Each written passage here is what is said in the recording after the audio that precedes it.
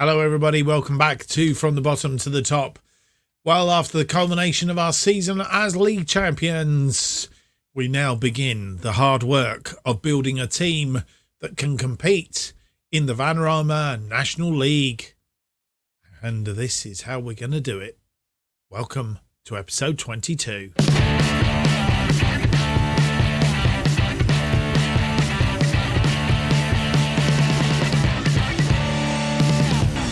Hello and welcome to episode 22 from the bottom to the top. My name's Mark, and on today's episode we have that review of the season and a look at the transfers, the rebuild of the team.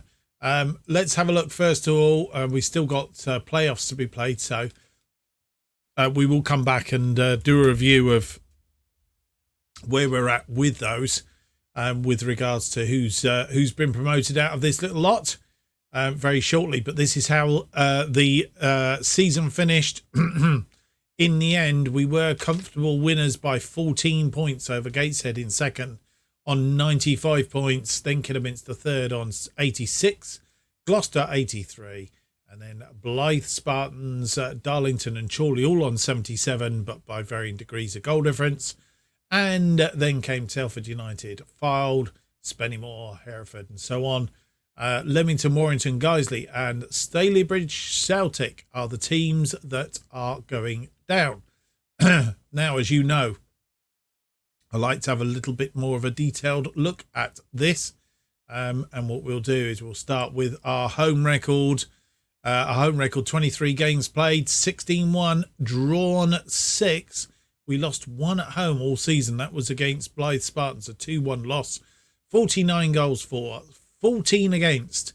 We had the best defence at home, 35 goal difference. 54 points of our 109 were scored at home. So pretty much the 55 points, I think you'll work that out as being scored away from home. So we did slightly better away from home. Maybe not so many draws, more wins, but we did lose a couple away from home. But all in all, Gateshead, of course, up very close to us. Very good home record, as did Kidderminster Harriers and Gloucester City. Leamington having the worst home record, of course. They only won 2 all season, that against Chester and Bradford Park Avenue. Pretty much the reverse of us altogether, but only picking up 12 points at home. Away from home, we had the best record away from home as well. As I said, not so many draws, a couple more wins. Lost 2 on the road, 2-0 loss against Hereford and a 2-0 loss against Fylde. 45 goals for, 17 against. So we had the most frugal defence on the road. 28 goal difference, 55 points on the road. Gateshead again in second on 46. So they were close to us all the way. Warrington, Bradford Park Avenue, Guiseley and Stalybridge Celtic, the worst teams. Stalybridge Celtic only winning 1 game on the road, that against Leamington. First half of the season, 23 games, 58 points from 23, 46 for, 16 against, goal difference of 30. Not a bad start to the season. We had 6-point gap on Gateshead in the first half of the season. That one obviously bit ups and downs as it went on. Stalybridge Celtic weren't on the bottom after the first half, but Guiseley were. They had a very poor first half of the season. Second half of the season, again, we were top. 51 points from the second half of the season. Gateshead dropped away a little bit, 43, and we lost those 2 games, 48 for, 15 against in the second half of the season. Stalybridge having a poor second half, which was the difference between them and Guiseley in the end of it. Last 5 games of the season, we were only 4th as it come in. Kings Lynn had the best run in, winning 4, drawing 1. And Blyth Spartans 1-4, lost 1. Brackley Town 1-4, lost 1. We had 3 wins, 1 draw. That draw against Kings Lynn, I think it was, and the loss to Blythe Spartans. So that's how our season, last 5 games. And if we compare it with the media prediction, they predicted us to finish 13th. Very kind of them. Gateshead were predicted to finish 2nd and did. Kidderminster Harriers did better than was expected. Finished 3rd. Should have finished 7th. Gloucester City 4th from 3rd. Blythe Spartans, the other team that did really, really well. Expected to finish 18th. Finished 5th. Stalybridge Celtic were expected to go down. They did end up a little bit lower. Leamington, I suppose, were the team that did a bit better than they thought. But yeah, all in all, it was pretty much following the season. I suppose the team that did worst was Chester, who finished 17th, expected to finish 8th. 18-1 if you'd put a bet on us to actually get promoted as champions. So that's how the look at the league does. We'll go back to the overall, and what we'll do right now is we will have the review of the season.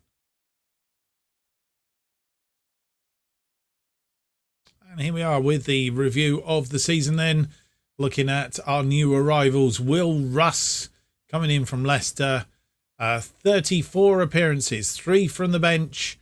He scored 23 goals. He had 5 assists and 7.49 average rating, top of the pops. The board were delighted that deal with Will Russ. They were pleased at getting the player to agree to a lower wage than would have been expected to pay someone of his calibre. But he did the business as well up front, which is what we brought him in for, because Spencer and Hannon weren't really doing it. So I think we do need to bring in somebody to back him up, though, just in case of injury or relying in the new season. Ronan Hughes, he came in from Hamilton. He made 31 appearances, 3 goals, a lovely contribution. But his contribution really came from his assists, 9 assists, 7.31 he did. And excellent form from him. Harvey Godsmart Ford also came in from Leicester. I think that probably helped Will Russ, to be honest. He made 40 appearances, 1 substitute, scored 6 goals, mainly from corners, 2 assists, a 7.30. Jackson Smith, goalkeeper coming in from Wolves, made 55 appearances. So he was an ever-present. 2 assists, lovely long balls from him, 7.21. Marcus Wood came in from Southport, 18 appearances, 4 from the bench, 3 assists, a 7.11. Marcus, I expected a bit more of him, really, but probably didn't get the best out of him. Jim Kellerman, played alongside Ronan Hughes, of course, and did exceedingly well. Came in from Chesterfield, 35 appearances, 1 from the bench, scored 2 goals, made 8 assists. So he was really, really, alongside Hughes, was absolutely fantastic in that position. A 7.10 on the average rating. And then we came in with our loans: Joe Hunt, Lloyd Marsh Hughes, Matt Sargent, Chris McGowan, and our backup goalkeeper from Hibernian, Thomas Carter, who didn't really play. I would say in the main, those loans were somewhat disappointing. So let's move on to the season's results then, not revolts, but results. The Emirates FA Cup, well, what can I say?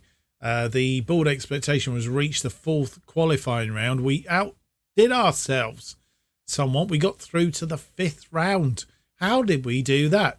St Ives Town 3-1 win, Curzon Ashton 2-1, Billericay. I think we were lucky. We had a lot of home draws, to be fair.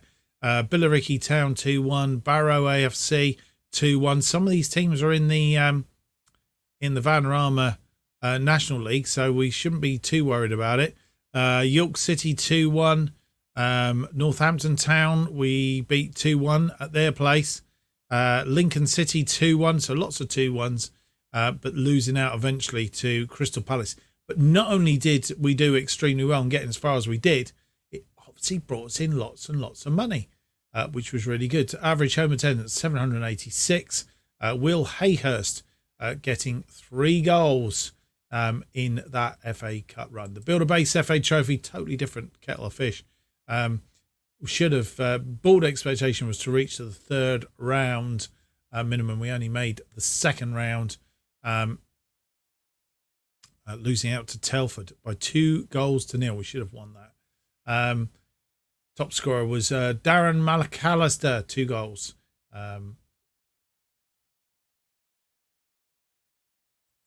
did he do that?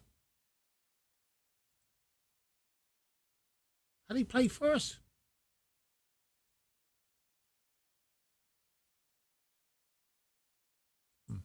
I'm not sure how that's come about. That doesn't look right to me. But anyway, that's our exploits in the Cup. Moments to remember was a 5-0 win against Chorley in the National League back in January. Got 2 goals from Grattan, Hales Doherty, Godsmart Ford, and Will Hayhurst were the scorers in that. Benton being sent off after 86 minutes didn't really we didn't get that because of the sending off, is basically where I'm going with that. The match to remember was the 4-1 win against Bradford Park Avenue against our arch rivals, of course. Gillifoyle scoring a minute into injury time in the first half, but goals from Hughes after 22, Hayhurst after 25, Russ after 34 give us a 3-1 lead at half-time, and then Adam Clayton getting a 4th minute injury time 4th goal, which was a game to remember back in November. The goal of the season, the Vanarama goal of the season, we can't see it from here. We will have a look at it in just a moment. Came from Sams, a truly memorable goal for Farsley central defender Sams, as he hit a curling shot from 23 metres. We'll have a look at that, shall we? Go into the game. Sams, 42nd minute. In this 5-0 win against Stalybridge Celtic, the final day of the season. What a way to round off a championship winning season. Look at that from distance. Lovely shot. And right into the back of the net. That was. Financially, not really going to go into great detail. No new sponsorships. Our sponsorship money is up this season, including the broadcast revenue. That will be off the back of the FA Cup. Corporate hospitality was up. Competition prize money obviously up because of the FA Cup, and the match day commercial and retail was also up again because of the FA Cup run. Total merchandise sales 5.69. Shirt sold. Russ was the biggest selling shirt. Spencer, Hughes, Williams and Atkinson were next. Our lineup, how do we line up? Well, it's pretty much the familiar side. Smith in goal, Denton, who's now no longer with us, Tom Allen, Tom Sams, Godsmart Ford, Atkinson, Hughes, Hayhurst, Williams, Doherty and Russ. I would argue with that Kellerman should be in there. I think that is probably that. It does say that is our best 11. I would not agree. I didn't pick up any awards this season. I'm not sure why. Club awards. Will Russ was fans player of the year. Young player of the season, Tom Sams, who had a fantastic end to the season. Jackson Smith was the signing of the season without any doubt. Goal of the season, Tom Sams. I would question that as well because I think that should have been Will Russ. Goal of the season, Tom Sams, as we've just seen. Top goal scorer was Will Russ, 23 goals. Will Hayhurst had the most assists on 14. Most player of the match awards, 7 for Tom Allen. Highest average rating was Will Russ, 7.5. And the most passes completed over 90 minutes was Marcus Wood. Competition awards, we didn't have any. Record breakers. Will Russ broke the record for the most goals in a season. 23. Will Russ, most league goals by a player in the season, 21. Most goals by a player in a match was Jimmy Spencer, who scored 4. Most goals by a player in a league match, 4. Most assists by a player in a season, 14 from Will Hayhurst. Jackson Smith, he scored 26 or completed 26 clean sheets. That is a record. Most player of the match awards in a season, 7 from Tom Allen. Worst discipline, Harvey Godsmart Ford had 14 yellow cards throughout that season, but he contributed all the same. Adam Clayton has made a total of 150 appearances. He is hanging up his boots, but will stay as our director of football. Jimmy Spencer, he's got the record for the most league goals by a player, 57. Harvey Godsmart Ford is the youngest player at 18 years and 101 days. Highest transfer fee received, Taylor Denton, we got £2,000 for him. And Tom Sams had the fastest goal of all time, 59 seconds for his goal. And finally, history in the making, your hard work and effort paid off on the pitch. Such a feat didn't go unrewarded at the end of the season award ceremony. So that's the final table. And a quote here from Won Woo Park from Sport Views. Farsley have been brilliant since day one. Their early season football was a joy to watch, and they deservedly are going up. Thank you very much for that. So without any more to do, I think what we will do is we will go through. We're going to have a first punt. I think we're going to come back on the 1st of July just to see how we're getting on in the transfer market. Well, you come back. It is the 2nd of July to be precise. Not a lot of activity going on as it stands at the moment. The only person coming in is Nathan Smith, who I think we had on trial. He is a 27-year-old central defender. His past career records from Port Vale, basically, in League 2. His last season, he had a 6.90, played 7 games for Port Vale. I think they've released him, to be fair. So we brought him in prior to that. Chris McGowan and Will Russ coming in October. Going out, I think we already know Jacob Grattan had gone to Southport. We already knew Taylor Denton would also go back in January. So not a lot going on. I'd like to say we've got some irons in the fire, but as you can see, lots of players that we've inviting to come through for trial are actually rejecting us. So we're not making a lot of ground at the moment. Hopefully things will change before we get to the 1st of August.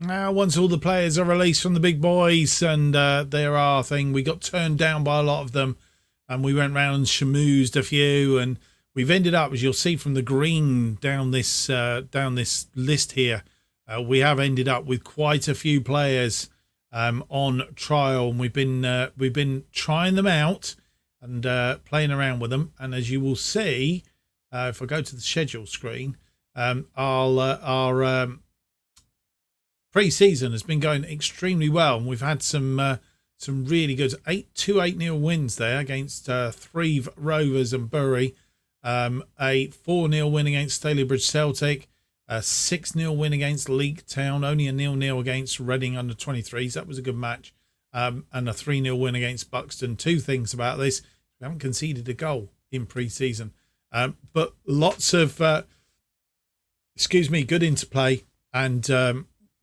few players that we've identified to really bulk the team up.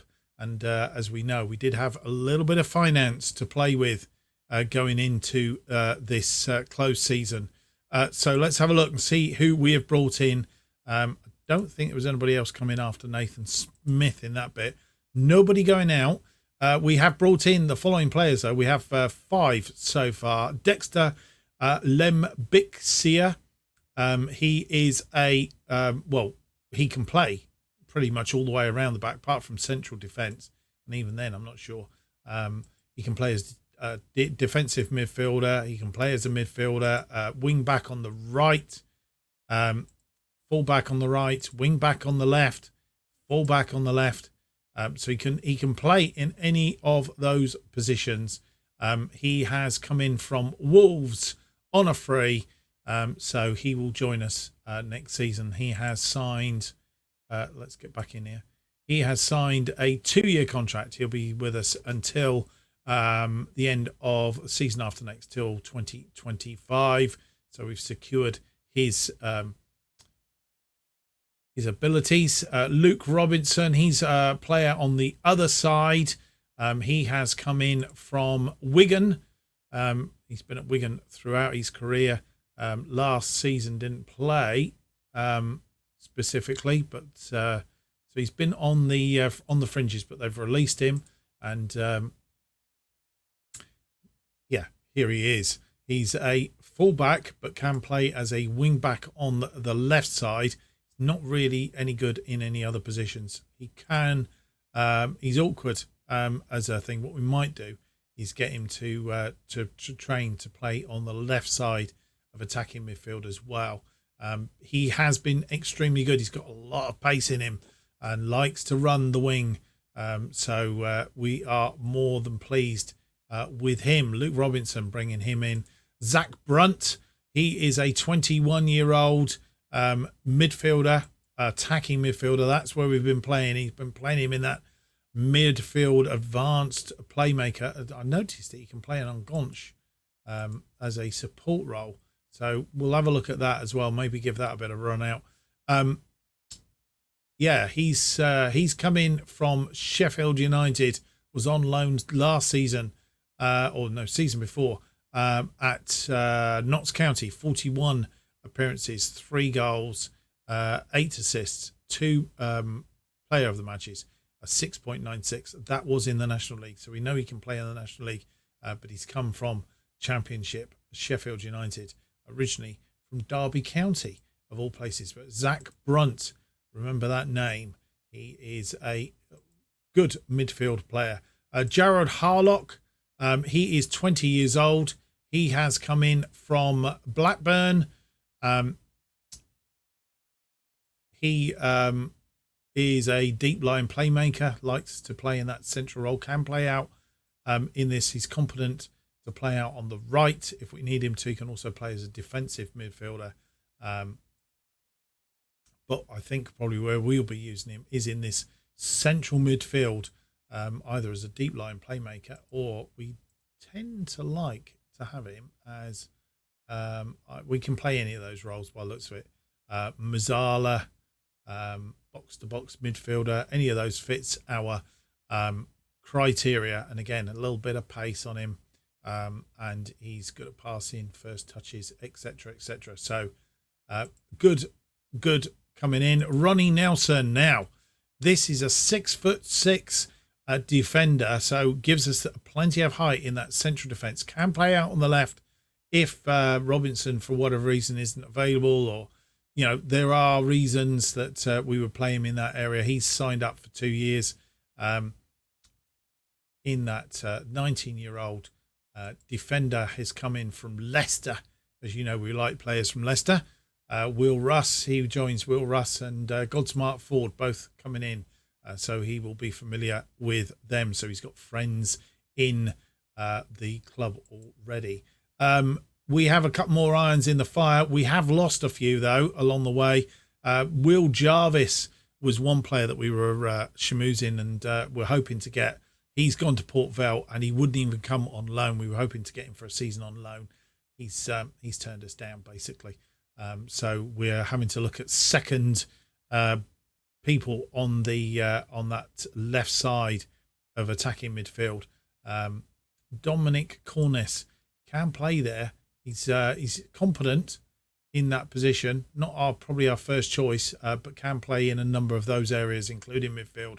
So he's an option. Fraser Preston, he is 24-year-old, a little bit older, 24 years old. If we can have a quick look at him.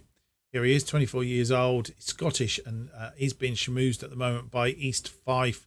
And I think, to be fair, that's where he'll go because he'll stay in Scotland. Can play, his best position is out on the right, but can play on the left as well if we require him to, and also up front.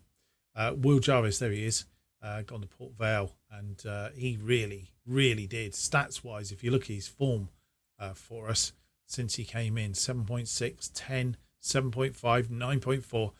Only in his last game, I think once his head had been turned by Port Vale, 6.6. But, to be honest, he's been playing splendidly, and we are disappointed that we didn't get his signature. Also up front, we were after a couple of others, but again, as I said, looking for backup for Will Russ. Brad Holmes is our hopeful. Fingers crossed we can bring him in as backup for Will in that striker role. As you see, a bit of pace. He's got good finishing as well. But we are in with Stevenage, Swindon Town, Wraith and Ebbsfleet for him. So we'll see if that all comes off or not. Right, so that's where we are so far. Let's have a quick look at the squad depth as it stands. As you'll see, Robinson is our best left-sided. Lembriska to back him up. Ronnie Nelson can play out there as well. We do have another trialist, but not quite up to the standard. I want a minimum of 3 stars. In central defence, we have Godsmart Ford, Ronnie Nelson and Nathan Smith, who we brought in. He's not quite up to a 3-star, but Nathan Smith, as you'll see, he's got potential to be a 3.5 star. So I'm hoping he will step up to the mantle. He's done well so far. So that's the main thing. And then on the right side, we have Godsmart Ford, Lembriska, which is who's going to play out there really, so that we can bring Godsmart Ford inside. But don't forget, we can also play Sams and Co out there. I didn't cover the goalkeepers. Jackson Smith, obviously, is our main goalkeeper. We're looking to bring in a good backup for him. Liban, Jean-Luc Liban is our preferred choice. Failing that, Liam Hughes is his backup, both 3 stars, so they all fit in with that. Midfield then, we've got Hughes and Kellerman are our main 2, but Zach Brunt can play back there if we need him to. So we might see a bit of interchanging, Zach Brunt back in there and Hughes up front, etc., etc. So we'll see a bit of movement around there.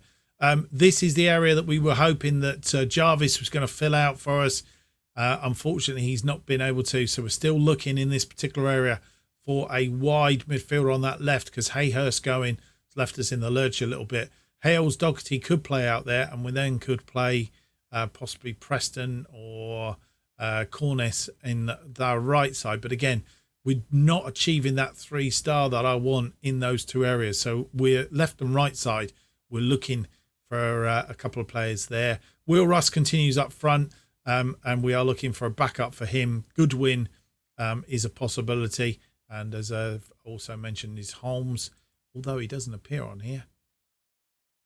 I think that's because he has left us and we can't retrieve him because on trial, because we've put in a bid for him basically.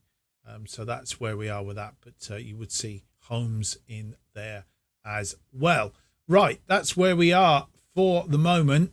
You've seen our pre-season. You'll probably also have noted our schedule. What we're going to do is we're going to jump forward now to literally the precipice of the new season, see if we brought in any more players, and then we will see what the new season brings for us in the way. Right, we are bang up to date, and as you will see, we are up to our first game of the season, which will be against Boreham Wood in the next episode. But before we do anything else, let's have a look at where we are financially. £43,000 in our transfer budget. I'm going to move some of that potentially over into here, depending on what players we bring in, because we might need to up the wage budget very, very slightly. I'm not expecting to spend lots of money on players. I want to bring them in for free if I can. We're committed spending a 9.1 at the moment. That means we've got just about £1,800 still to spend. I think we're going to be under wage budget, actually, so we might be able to bring a couple in. If we can't, we might be able to purchase our players that we can't bring in on a freebie. So we'll bit of work still to do. The transfer stays open, of course, in this particular market. The only thing we've got to be aware of is it does close if we want to bring a player in from one of the bigger teams. But we'll have to see. Or a couple of loans, maybe. Right, so that's how the finances look. Transfer-wise, as you'll see, we have got some transfers in the fire. Luke Liban is the goalkeeper we are after. I'm going to hide inactive deals just so we don't confuse. In fact, you'll see Joel Taylor, George Cooper, contract reduced. We know about Will Jarvis, so we'll hide those for the minute. Dominic Cornes, we've put in a bid for him. Sam Osborne, who is another wide midfielder, we've put in a bid for him. Brad Holmes is the striker we've gone for. Tyrone Bennett, he's a 37-year-old. He's staff. Sorry, don't ignore the staff bit at the bottom. That's something completely different. So there, we've still 4 in situ. As we've noticed from the finance, we've still got a bit of room to play with. Dynamics-wise, it hasn't messed it up too much. It was very good. It's gone to good. Club atmosphere is good. So we're okay. We've got a couple of unhappy players. Tom Allen thinks that Ronnie Nelson's going to stamp on his parade, and also Chris Atkinson. I've tried to tell him you're just going to have to play for your place, but they're not having it. And Ronan Hughes, he's worried that Zach Brunt might pinch his place, but I've assured him it won't. I promise it won't. Right, so final transfers then. Let's have a look. We were in there and I've gone back out again. No more coming in, just the 5 coming in for now. A few more irons in the fire. I'm sure they will materialise. They will appear as we get nearer to the or as the start of the season runs. What is the start of the season looking like? We're going to come back on the next episode. Our first 2 games in the Vanarama National League, and it's against Bournemouth and away against Carlisle. They are the first 2 games of the season. So that's what we're looking forward to. Yeah, I don't think there's too much else to say, really. The only other thing to do is to have a look at the, if I can get in there, is to have a look at the season preview. I think that's about the only thing. We are expected to be 21st, 33-1. We've actually improved by bringing in players. We were down in 23rd. We have actually pulled ourselves up a little bit. I think we were sort of 180-1 to survive. Kingstonian expected to go down 600-1. Don't have any players in the Dream 11. What about in the backups? Will Russ is there. Key players. Anybody else for us? Oh. Zach Brunt.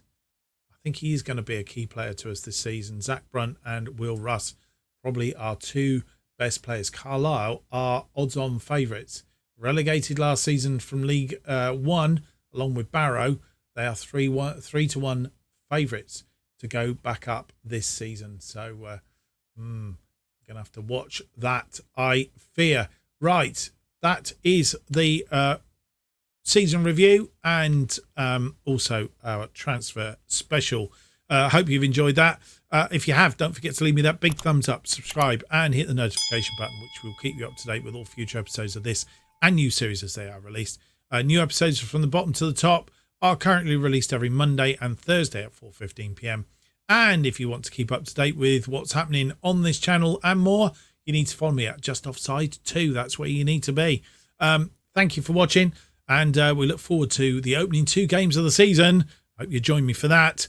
Episode 23. It's out on Monday. Until then, have a good weekend. Bye-bye.